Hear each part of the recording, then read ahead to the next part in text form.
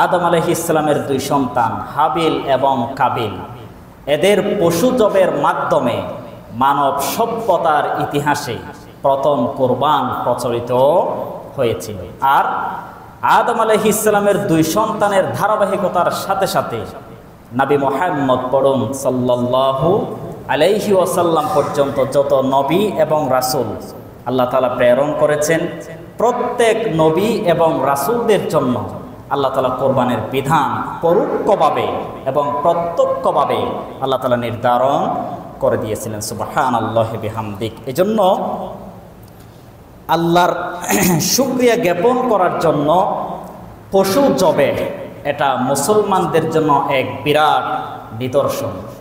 আল্লাহ রাব্বুল আলামিন প্রত্যেক জাতির জন্য কোরবানের পশু জবেহ করার জন্য নির্দেশনা জারি করে দিয়েছিলেন।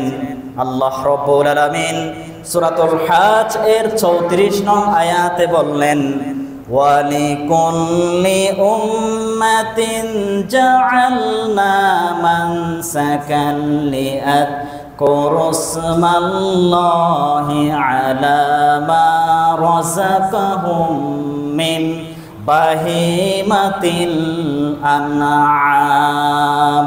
আল্লাহ তাআলা বলেন, আমি আদম আলাইহিস সালাম থেকে শুরু করে তুমি নবী মুহাম্মদ সাল্লাল্লাহু আলাইহি ওয়াসাল্লাম পর্যন্ত যত নবী এবং রাসূল আমি দুনিয়ার মধ্যে প্রেরণ করেছিলাম, প্রত্যেক নবী এবং রাসূলদের জন্য পশু জবেহ করা আমি হুকুম হিসেবে বিধানটি পছন্দ করে দিয়েছিলাম।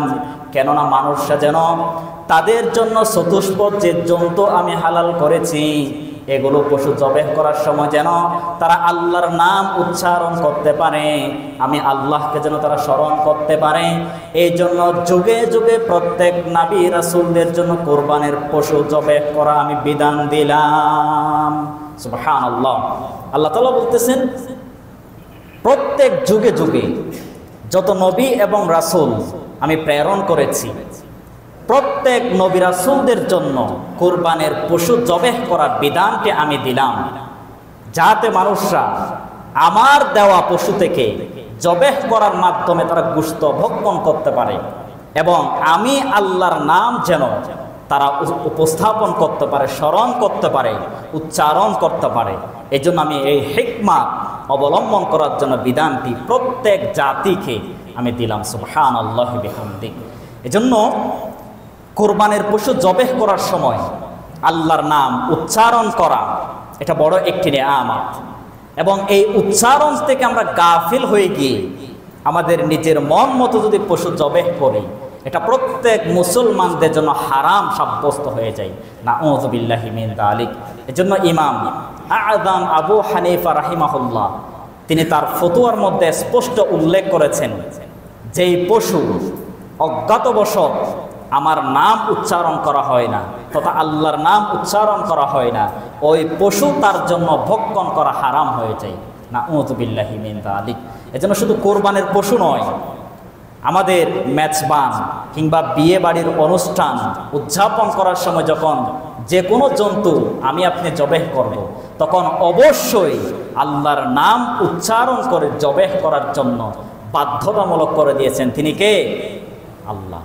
এজন্য যদি আবার আপনার মনে মনে আছে অবশ্যই আল্লাহর নাম, কিন্তু ভুলের কারণে অসতর্কতার কারণে আপনি নাম উচ্চারণ করতে পারেন নাই, এক্ষেত্রে আপনি ভক্ষণ করতে পারবেন, কিন্তু পরবর্তীতে অবশ্যই এটা আল্লাহর কাছে আপনি স্মরণ করাই লাগবে। এজন্য আল্লাহ রাব্বুল আলামিন যে পশুগুলো মুসলমানদের জন্য, বিশ্ব মানব জাতির জন্য হালাল করেছেন, এই প্রত্যেক পশু জবেহ করার সময় আল্লাহর নাম উচ্চারণ করা বাধ্যতামূলক করে দিয়েছেন। সুবহানাল্লাহি বিহামদিহি। এরপর আল্লাহ তাআলা বলতেছেন, আসলিমু ওয়া বাশশিরিল মুখবিতিন। হে নবী, আপনি যারা আল্লাহর অনুগত বান্দা, যারা আল্লাহকে রব হিসেবে স্বীকৃতি দেয়, তাদেরকে আপনি সুসংবাদ দিন, তারাই যেন একমাত্র পশু জবেহ করে। আর যারা আল্লাহর আনুগত্য পোষণ করে না, আল্লাহর কিছু আংশিক বিধান মানে আর কিছু আংশিক বিধান মানে না, এদেরকে আপনি কোরবানের পশু জবেহ করার সুসংবাদ দিয়ে কোনো লাভ নাই। কারণ যারা একনিষ্ঠ বান্দা, যারা প্রকৃত খালেস মুমিন, যারা যারা প্রকৃত প্রতিটা মুহূর্তে আল্লাহর হুকুম মান্য করে, আল্লাহর একমাত্র অনুগত বান্দা, তাদেরকে কোরবানি পশু জবেহ করার জন্য আপনি অবগত করুন। এই আয়াতের শেষাংশে থেকে আমরা কি শিক্ষা নিলাম? এই যে আমরা প্রত্যেক মানুষ কোরবানের পশু জবেহ করে, এটা বৈধ হোক কিংবা অবৈধ হোক, সবাই কিন্তু পশু জবেহ করে। দেখবেন ম্যাক্সিমাম মানুষ, অধিকাংশ মানুষ তারা আল্লাহর অন্যান্য বিধান পালন করে না, নামাজ ছেড়ে দেই, আল্লাহর হুকুম ছেড়ে দেই, আল্লাহর দিন তারা ছেড়ে দেই, কিন্তু কোরবানের সময় আসলে সে আগেই কোরবানের পশু বাজার থেকে বড় ক্রয় করে আনে। তাদের জন্য এই কোরবানের বিধান আসে নাই। আল্লাহ তাআলা বলতেছেন যারা প্রত্যেকটি A to Z যারাই ইবাদত করে, আমল করে, মান্য করে, তাদের জন্য আমি কোরবানের বিধান দিলাম। যারা আল্লাহর হুকুম অমান্য করে তাদের জন্য কোরবানের কোনো লাভ নাই। এজন্য আমাদের প্রত্যেকটি ইবাদত পালন করার মাধ্যমে এই কোরবান আমাদের থেকে সমাপ্তি করা লাগবে। আমরা সকলেই জানি আদম আলাইহিস সালাম গোটা পৃথিবীর মানব সভ্যতার প্রথম মানব, এবং তার যে দুই সন্তান হাবিল এবং কাবিল, তারা আল্লাহর কাছে পশু জবেহ করেছিল।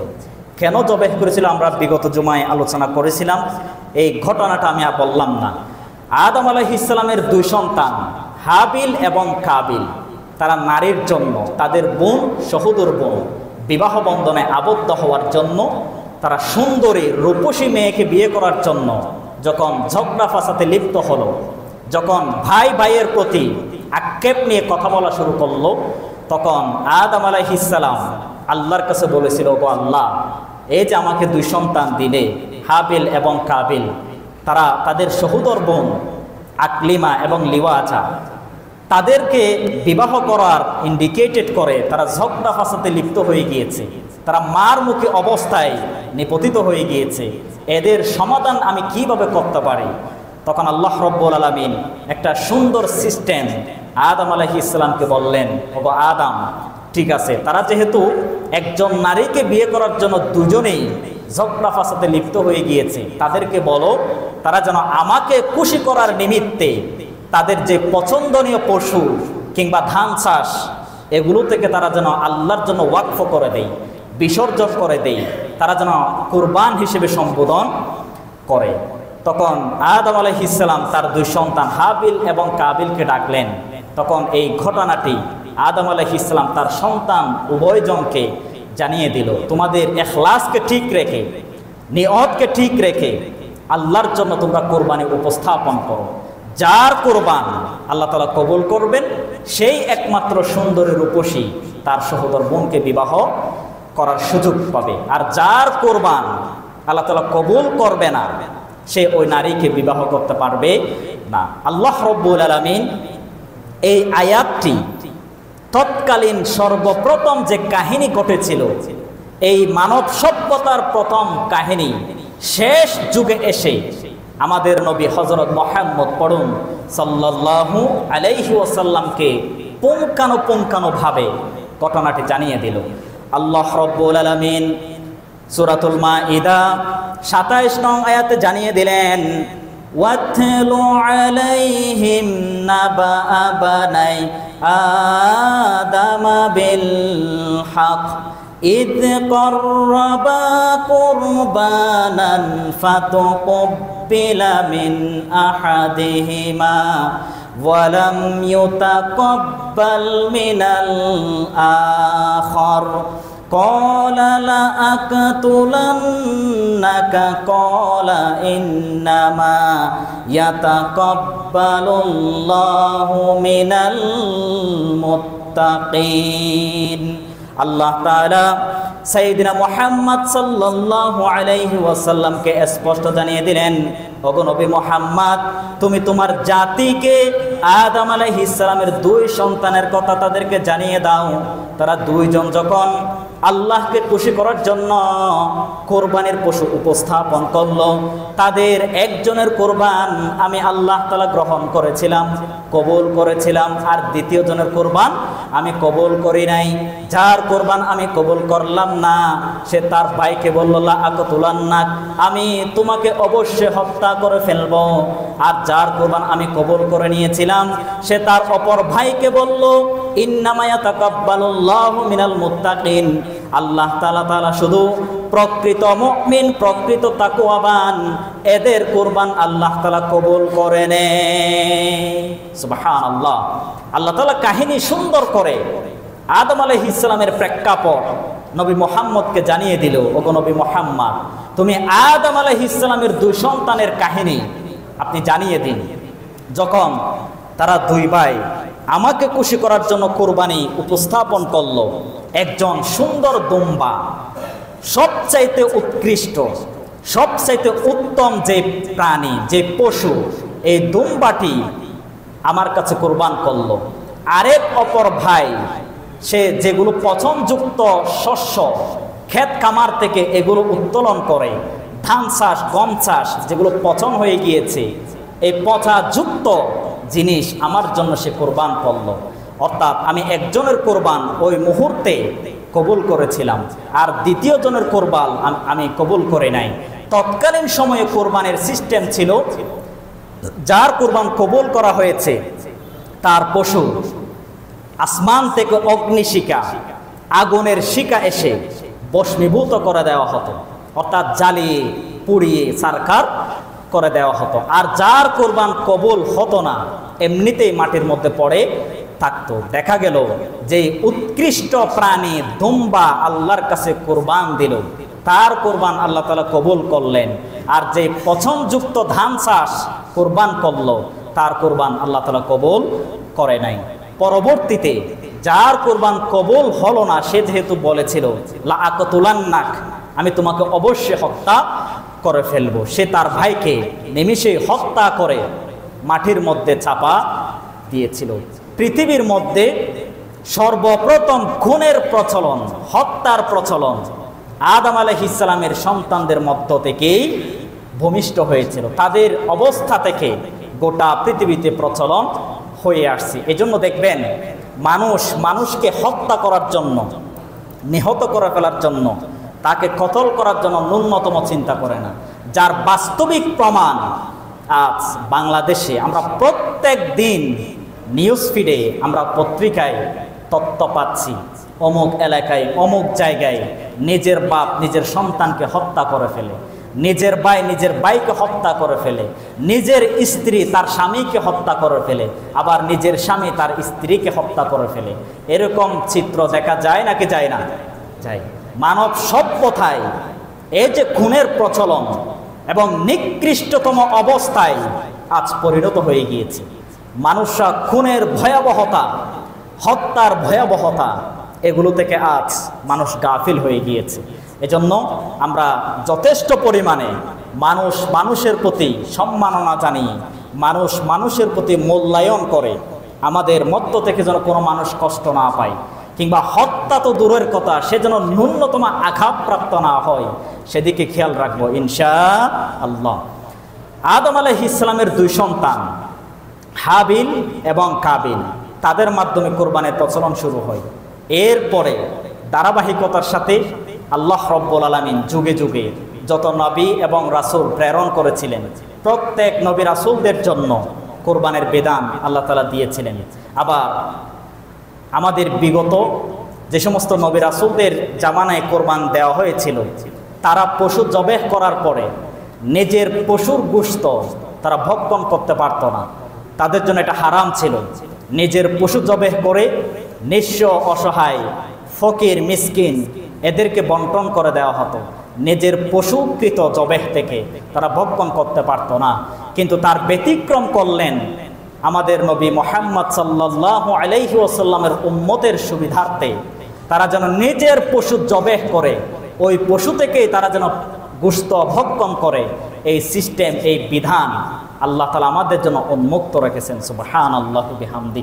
এবার আসেন সাইয়্যিদিনা ইব্রাহিম আলাইহিস সালামের যে কোরবান, আমরা সকলেই জানি ইব্রাহিম আলাইহিস সালাম তার সন্তানদেরকে অত্যন্ত পছন্দ করতেন, ভালোবাসতেন। ইতিহাসের মধ্যে পাওয়া যায় ইব্রাহিম আলাইহিস সালামের সন্তান ইসমাঈল আলাইহিস সালামকে আল্লাহ তাআলা কুরবান দেওয়ার জন্য আল্লাহ রাব্বুল আলামিন স্বপ্নের মধ্যে দেখিয়েছিলেন। ইব্রাহিম আলাইহিস সালাম সন্তান লাভ করেছিল প্রায় ৮৬ বছর পরে তিনি সন্তানের পিতা হয়েছিলেন। দেখেন, একজন নবী এবং নবীদের পিতা, জাতির পিতা যাকে বানালেন, এই নবী ইব্রাহিম আলাইহিস সালামকে সন্তান দিয়েছিল বিয়ের পরে ৮৬ বছর পরে। সুবহানাল্লাহ। কিন্তু তিনি তারপরও আল্লাহর নিয়ামত থেকে গাফিল হয়ে যান নাই, আল্লাহর নিয়ামত থেকে তিনি পিছপা হন নাই, আল্লাহর পক্ষ থেকে সে তাওয়াক্কুল হারায় নাই। কিন্তু আমাদের বাস্তবতা হচ্ছে এই, সামান্য আঘাত হলে, সামান্য দুর্বলতায় পড়ে গেলে, নিঃস্বতায় পড়ে গেলে, সন্তান হারায় পড়ে গেলে আমরা আল্লাহর পক্ষ থেকে যে ওয়াদা, আল্লাহর পক্ষ থেকে যে চিরন্তন বাস্তবতা, এটার গাফলতি হয়ে আল্লাহর নাশুকরিয়ায় পর্যন্ত আমরা পদার্পণ করে ফেলি। এই জন্য আমাদের জীবনে যতই বিপদ আপদ মুসিবত আসুক না কেন, সন্তান দিক বা না দিক, আবার সন্তান আল্লাহ নিয়ে ফেলুক বা না ফেলুক, সবসময় তাওয়াক্কুল করা লাগবে। কার কাছে? আল্লাহর কাছে। অধিকাংশ বাবারা সন্তান ভূমিষ্ঠ হয়ে যাওয়ার পরে অসুস্থতায় কিংবা অন্যান্য কারণের মাধ্যমে মারা যায়, ইন্তেকাল হয়ে যায়, তখন সে আল্লাহর কাছে শুকরিয়া জ্ঞাপন না করে বরং আল্লাহর নাশুকরিয়ায় তারা আল্লাহর কাছে মেতে ওঠে। নাউযুবিল্লাহি মিন যালিক। এজন্য সন্তান দেওয়ার মালিকও আল্লাহ, আবার নিয়ে ফেলারও মালিক আল্লাহ। এজন্য সর্ব অবস্থায় আল্লাহর পক্ষ থেকে দুর্বলতা হওয়া কখনো আমাদের দ্বারা সম্ভব হবে না। আল্লাহ রাব্বুল আলামিন ইব্রাহিম আলাইহিস সালামকে ৮৬ বছর বয়সে সন্তান দিলেন। আল্লাহ রাব্বুল আলামিন ইব্রাহিম আলাইহিস সালামকে ৮৬ বছর পরে সন্তান দিলেন। ইব্রাহিম আলাইহিস সালাম সব সময় আল্লাহর কাছে দোয়া করতেন, তিনি সন্তানের দাবিদার হয়ে আল্লাহর কাছে প্রার্থনা করতেন। আল্লাহ রাব্বুল আলামিন সূরা সাফফাতের মধ্যে স্পষ্ট জানিয়ে দিলেন, রব্বি হাবলি মিনাস সলিহিন। ইব্রাহিম আলাইহিস সালাম সব সময় আল্লাহর কাছে দোয়া করতেন, ওগো আল্লাহ, আপনি আমাকে ধৈর্যশীল এবং নেককার সন্তান আমাকে দান করুন। কিন্তু আল্লাহ রাব্বুল আলামিন সাথে সাথে ইব্রাহিম আলাইহিস সালামের দোয়া কবুল করেন নাই। প্রায় ৮৬ বছর পরে আল্লাহ তাআলা সুসংবাদ দিলেন, ফাবাশশারনাহু বিগুলামিন হালিম। আল্লাহ রাব্বুল আলামিন প্রায় দীর্ঘ ৮৬ বছর পরে ইব্রাহিম আলাইহিস সালামকে ধৈর্যশীল এবং উত্তম সন্তানের সুসংবাদ দিলেন। ইব্রাহিম আলাইহিস সালাম যখন ৮৬ বছর পদে পদার্পণ হয়ে গেলেন, তখনই ইসমাঈল আলাইহিস সালাম আল্লাহ তাআলা নিয়ামত হিসেবে দান করলেন। সুবহানাল্লাহ। ৮৬ বছর পরে ইব্রাহিম আলাইহিস সালামের দোয়া কবুল করেছিলেন। কিন্তু তিনি বিয়ের পর থেকেই রব্বি হাবলি মিনাস সলিহিন এভাবে দীর্ঘ বছরের পর বছর আল্লাহর কাছে প্রার্থনা করেছিলেন। আল্লাহ চাইলে সাথে সাথে সন্তান দিতে পারতেন, কিন্তু না দিয়ে দীর্ঘ সময় ইব্রাহিম আলাইহিস সালামের ইয়াকিন, ইব্রাহিম আলাইহিস সালামের দৃঢ় ঈমান কি রকম আছে এটা আল্লাহ তাআলা চেক করার জন্য সময় নিয়েছেন। আল্লাহু আকবার। এজন্য আমি আপনি যদি দোয়া করি যে আল্লাহ, এটা আমাকে আপনি দান করুন, আমাকে বিপদ থেকে রক্ষা করুন, আমার পরিবারে নেয়ামত হিসেবে আপনি সন্তান দান করুন, পরিবার ছোটখাটো জান্নাত সুন্দর সাদৃশ্য বজায় রাখার জন্য আপনি কবুল করুন। অধিকাংশ সময় আমরা ম্যাক্সিমাম দোয়াগুলো করি, কিন্তু আল্লাহ তাআলা হয়তো সাথে সাথে আমাদের দোয়া কবুল করেন না। বছরের পর বছর, 2 থেকে 3 বছর পরে আল্লাহ যখন দেখবেন ওই মানুষকে ওই সময়টা দেওয়া তার জন্য কল্যাণকর, ওই সময় আল্লাহ তাআলা দোয়া কবুল করেন। হয়তো আপনি এখন যেটা আল্লাহর কাছে চাচ্ছেন, হয়তো এই মুহূর্তে এটা আপনার জন্য কল্যাণকর নয়, আপনার জন্য আরো 5 বছর পরে কল্যাণ নিহিত থাকার কথা। এজন্য আল্লাহ এই সময় আপনাকে না দিয়ে 5 বছর পরে আপনার দোয়া কবুল করে ওই জিনিসটাই আপনাকে দিই। এজন্য মানুষের চিন্তা চেতনা, মানুষের কোন মুহূর্তে কি জিনিসটা প্রয়োজন, এটা আমার আল্লাহ জানেন নাকি জানেন না? জানে। মানুষের কল্যাণ অকল্যাণ চিন্তা করে আল্লাহ তাআলা আমাদেরকে নেয়ামতগুলো দান করেন। এজন্য ইব্রাহিম আলাইহিস সালামকে ৮৬ বছর আগে সন্তান দেন নাই, ৮৬ বছর পরে যে সন্তানটি দিলেন ওই সন্তানটি জবেহ করার জন্য হুকুম করলেন। আল্লাহ রব্বুল আলামিন ইব্রাহিম আলাইহিস সালামকে যখন ইসমাঈল আলাইহিস সালাম নামক সন্তান নেয়ামত হিসেবে দান করলেন এবং ইসমাঈল আলাইহিস সালাম যখন 12 কিংবা 13 বছর বয়সে উপনীত হয়ে গেলেন, আল্লাহ রব্বুল আলামিন ওই সন্তানকে জবেহ করার জন্য হুকুম দিলেন। আল্লাহ তাআলা সূরাতুস সাফফাতের 101 নং আয়াতে জানিয়ে দিলেন, فَلَمَّا بَلَغَ مَعَهُ السَّعْيَ قَالَ يَا بُنَيَّ إِنِّي أَرَى فِي الْمَنَامِ أَنِّي أَذْبَحُكَ فَانظُرْ مَاذَا تَرَى قال يا أبت افعل ما تؤمر ستجدني إن شاء الله من الصابرين। আল্লাহ রব্বুল আলামিন সূরাতুস সাফফাতের মধ্যে স্পষ্ট জানিয়ে দিলেন, ইসমাঈল আলাইহিস সালামের বয়স যখন 12 কিংবা 13 বছর বয়সে উপনীত হয়ে গেলেন, তখন আমি ইব্রাহিম আলাইহিস সালামকে স্বপ্নের মধ্যে দেখিয়ে দিলাম, তুমি তোমার সন্তানকে জবেহ করো।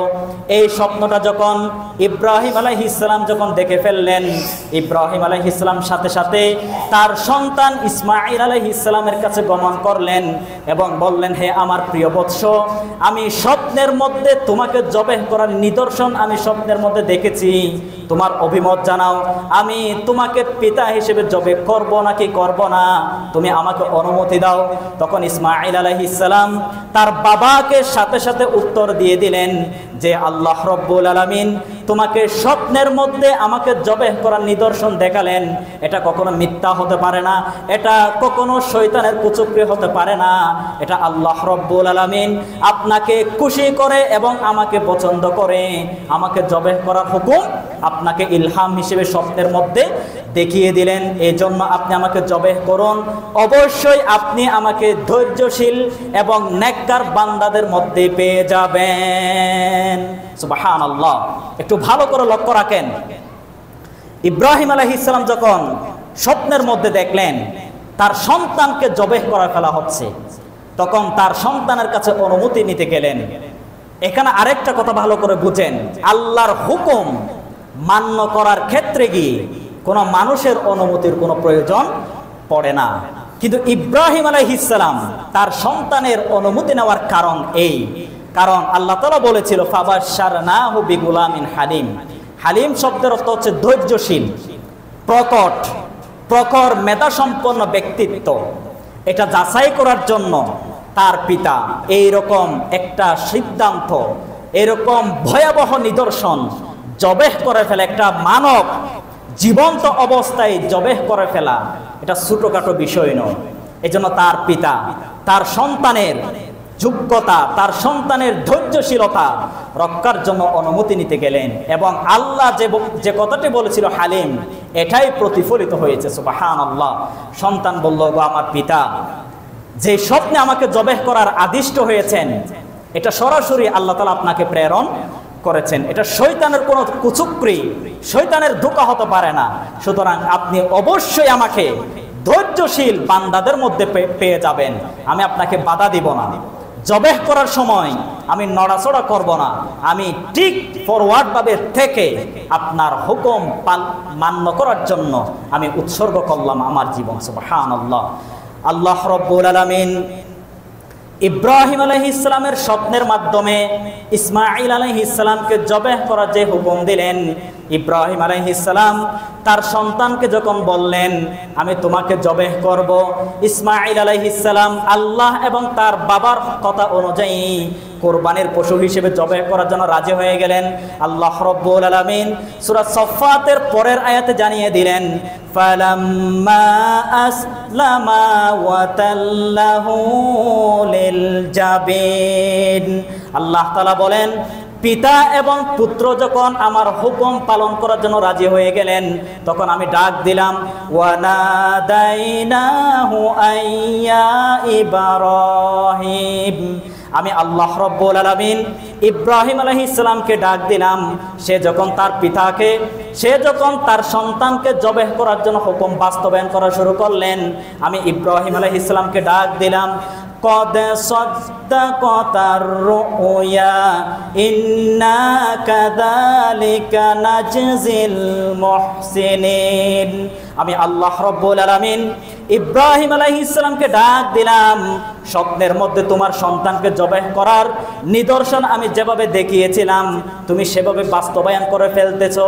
আমি তোমার ঈমানের দৃঢ় প্রত্যক্ষ করার জন্য, তোমার ঈমানের যোগ্যতা আমি পরীক্ষা করার জন্য তুমি তোমার সন্তানকে জবাহ করার জন্য যে নিদর্শন দেখালে এটাই আমি চেয়েছিলাম। সুবহানাল্লাহ। আল্লাহ তাআলা বলতেছেন যে তোমার ঈমানের পরীক্ষার স্বরূপ তোমার সন্তানকে জবাহ করার জন্য আমি স্বপ্নের মধ্যে দেখিয়েছিলাম, আর তুমি এটাই বাস্তবায়ন করে ফেলতেছিলে যেটা আমি চেয়েছিলাম। সুবহানাল্লাহ।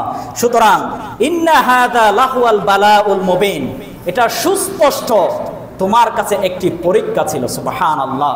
আর যে সমস্ত নেককার বান্দা, ঈমানদার বান্দা, তাদেরকে বিভিন্ন সময় আমি পরীক্ষা করে থাকি। সুবহানাল্লাহি বিহামদি। এই আয়াতগুলোর দিকে লক্ষ্য রাখেন। ইব্রাহিম আলাইহিস সালামকে পরীক্ষা স্বরূপ তার সন্তানকে জবাহ করার জন্য স্বপ্নের মধ্যে দেখালেন, আর তিনি স্বপ্নকে বাস্তবায়ন রূপে রূপান্তরিত করার জন্য এক মুহূর্ত চিন্তা করেন নাই। কিন্তু আমাদেরকে আল্লাহ রাব্বুল আলামিন অসংখ্য হুকুম আহকাম দিয়েছেন, অসংখ্য নিয়ামত দিয়েছেন, অসংখ্য দিক নির্দেশনা আমাদের জন্য জারি করে রেখেছেন।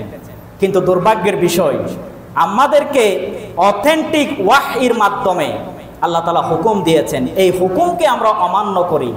কিন্তু ইব্রাহিম আলাইহিস সালামকে ওয়াহই সরাসরি না দিয়ে স্বপ্নের মধ্যে দেখালেন, দুর্বলতার ওয়াহই প্রেরণ করলেন, তারপরেও তিনি ওই স্বপ্নকে তিনি মুকাপেক্ষী না হয়ে, স্বপ্নকে মিথ্যা আঘাত না করে, আল্লাহর বিধান হিসেবে মান্য করে সন্তানকে জবাহ করার সিদ্ধান্ত নিলেন।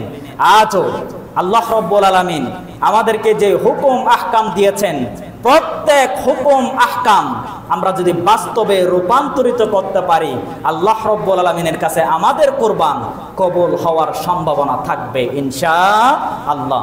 আরেকটি কথা ভালো করে লক্ষ্য রাখেন, যে সমস্ত ইয়াহুদি খ্রিস্টানরা আছে, ইয়াহুদিরা কিন্তু এক প্রকার আল্লাহর প্রতি ঈমান আনে।